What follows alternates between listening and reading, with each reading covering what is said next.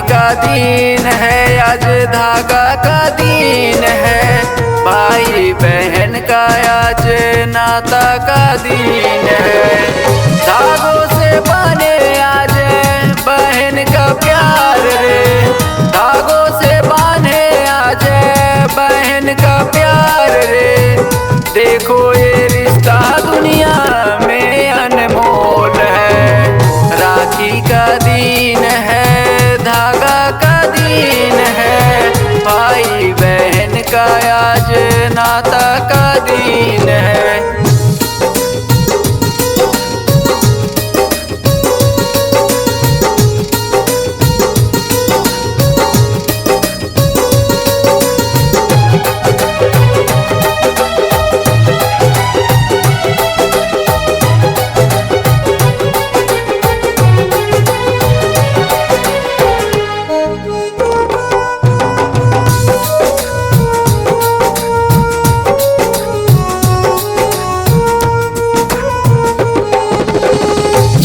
चम चमके आंगन जैसे दिवाली, घर आई बहना देखो लेके खुशहाली।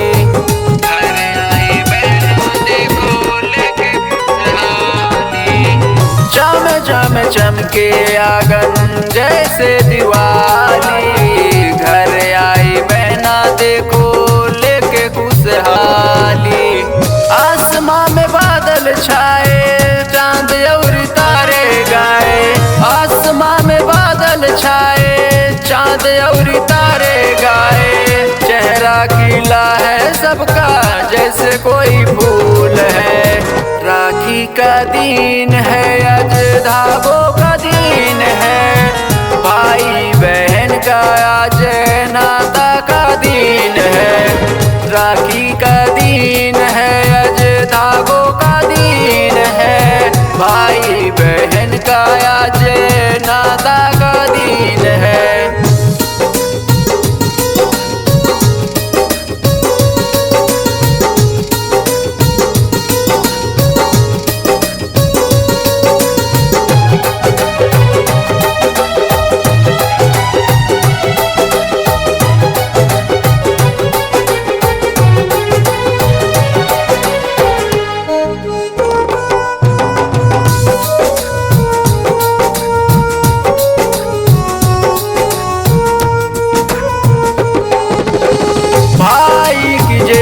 काबू रहे नहीं खाली, जब बहन आए लेके राखी की थाली।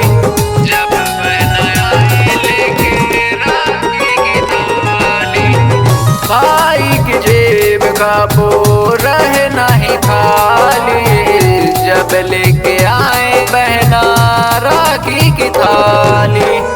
माथे पे टीका कलाई पे राखी, माथे पे टीका कलाई पे राखी।